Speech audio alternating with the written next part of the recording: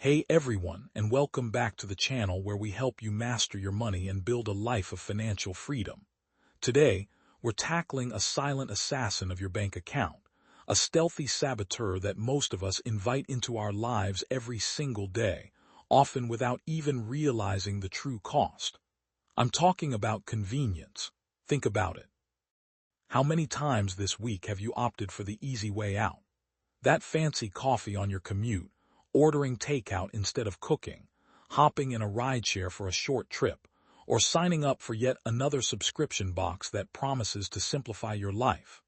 We live in an age where convenience is king, and it's marketed to us as a solution to our busy lives. But what if that convenience is actually costing you a fortune, preventing you from reaching your biggest financial goals? Meet Sarah. She's a bright, ambitious young professional with a decent income. By all accounts, she should have been saving comfortably. Yet, month after month, she found herself staring at her bank statement, wondering where all her money had gone. She felt like she was always struggling, always just making ends meet, despite earning a salary that many would consider more than sufficient. Her friends would tease her about her subscription box addiction, and she knew she loved her daily latte, but surely these small things couldn't be the problem, right? Sarah's story isn't unique. It's a mirror for so many of us who are caught in the convenience trap. We're told to save more, invest wisely, and avoid big impulse purchases. But often, it's the tiny, seemingly insignificant daily choices that accumulate into a gaping hole in our finances. These aren't grand luxury expenditures. They're the micro decisions we make to save a few minutes, avoid a chore, or simply treat ourselves to a moment of ease. Let's break down some of these common convenience culprits, much like Sarah eventually did, to understand how they stealthily drain our bank accounts. First up, the daily coffee ritual. For many, it's a non-negotiable part of the morning. That $5 latte mocha or elaborate iced concoction might seem like a small indulgence, but let's do some quick math. $5 a day, 5 days a week is $25. Over a month, that's $100. Annually, that's $1,200. $1,200 that could be going towards an emergency fund, a debt payment, or invested for your future. Sarah loved her fancy coffee shop, and for a long time she justified it as a small treat she deserved. It was just coffee after all. Then there's the siren song of takeout and food delivery. After a long day, the thought of cooking, cleaning, and meal prepping can feel utterly exhausting. So we open an app, tap a few buttons, and suddenly a delicious meal is on its way. What's the cost? Not just the price of the food itself, which is often significantly higher than cooking at home, but also delivery fees, service charges, and tips. A $20 meal can easily become $30 or even $35 after all the add-ons. If you're doing this 3 or 4 times a week, like Sarah was, you're looking at hundreds of dollars a month. That's a minimum of $1,200 a month just on 3 takeout meals a week, easily $400 a month, and nearly $5,000 a year. Imagine what you could do with an extra $5,000. Ride-sharing apps are another major convenience drain. Need to get somewhere quickly. Don't want to deal with parking. Just hail a ride. For short distances, it might seem trivial. A $10 ride here, a $15 ride there. But these costs add up incredibly fast. If you're using ride-sharing a few times a week, especially during peak hours when surge pricing kicks in, you could be spending hundreds of dollars monthly on transportation that could often be covered by walking, biking, public transport, or simply planning your errands more efficiently. Sarah found herself using rideshares even for short distances where a brisk walk would have been perfectly fine. And of course, we can't forget the ever-growing world of subscription services. From streaming platforms to meal kits, fitness apps, software, and yes, even those curated subscription boxes that promise to deliver joy to your doorstep every month. Each one individually might seem affordable, $9.99 here, $19.99 there. But how many do you actually use regularly? How many have you forgotten about entirely?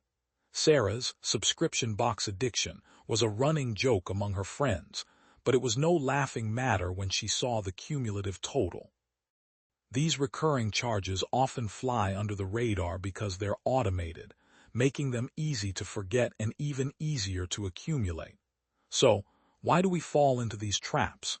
It's not just about laziness or a lack of discipline. Our brains are wired for instant gratification and to conserve energy. Convenience offers immediate solutions to perceived problems: hunger, tiredness, boredom, the desire for novelty. Marketing plays a huge role, making these services seem indispensable, time-saving, and even a form of self-care. We're bombarded with messages that tell us our time is precious, and we should outsource anything that feels like a chore. While that can be true to some extent, it's crucial to distinguish between genuine time-saving investments and convenience traps that merely bleed your finances dry.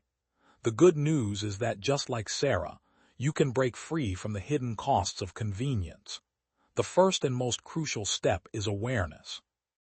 Sarah's turning point came when she looked at her bank statement and saw a significant portion of her income vanishing into these small, seemingly insignificant expenses. She decided to track every penny for a month, and the results, as she described them, were shocking. This is your call to action for awareness. Take a deep dive into your own bank statements and credit card bills. You can use budgeting apps or a simple spreadsheet. Categorize your spending. You might be astounded by how much you're actually spending on those daily coffees, weekly takeout orders, or forgotten subscriptions. Don't just glance at the totals. Scrutinize the individual transactions. Identify your personal convenience culprits. Once you have that awareness, it's time for actionable advice. You don't have to eliminate all convenience from your life overnight. The goal isn't to live a life of deprivation, but a life of conscious spending that aligns with your financial goals. Let's tackle those common traps with practical alternatives. For the daily coffee habit, consider becoming your own barista. Investing in a good coffee maker, a grinder, and quality beans can significantly cut down your costs. A $5 latte becomes a 50-cent home brew. Even if you only do it 3 days a week, that's substantial savings. Bring a reusable mug to work. Many coffee shops even offer a small discount for doing so. The key is to make the convenient choice at home, rather than the convenient choice on your commute. When it comes to takeout and delivery, meal planning and meal prepping are your best friends. Dedicate an hour or two on a Sunday to plan your meals for the week and do some basic prep work, like chopping vegetables or cooking a big batch of grains. This makes weeknight cooking much faster and less daunting. Pack your lunch for work. A homemade sandwich or salad is not only healthier but also far cheaper than buying lunch out every day. Learn a few simple, quick recipes that you can whip up on tired evenings. Even frozen pizzas or pasta dishes you keep stocked can be cheaper and healthier than ordering in. For ride sharing, reevaluate your transportation needs. Can you walk or bike for short distances? Can you use public transportation? Many cities have excellent bus and subway systems that are a fraction of the cost of a rideshare. If you own a car, plan your errands efficiently to minimize trips.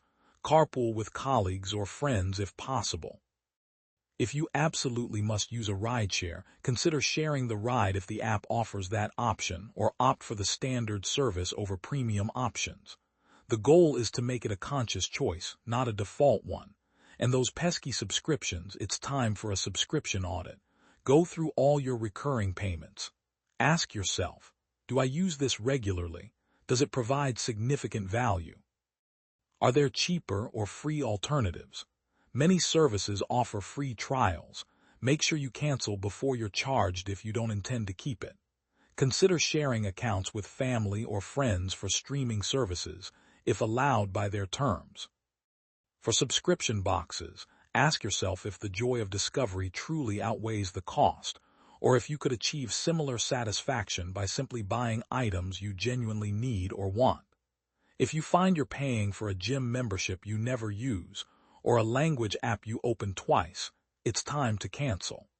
Beyond these specific examples, the overarching theme is a mindset shift.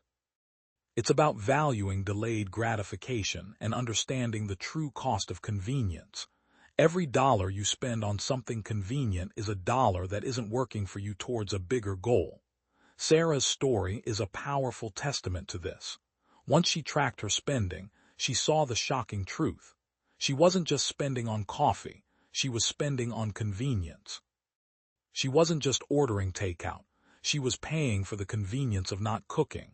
She wasn't just taking ride shares, she was paying for the convenience of not walking or using public transport. Armed with this new awareness, Sarah didn't drastically cut everything out. Instead, she made conscious choices. She started making her coffee at home most days. She committed to cooking at least 5 nights a week, often using simple meal prep strategies.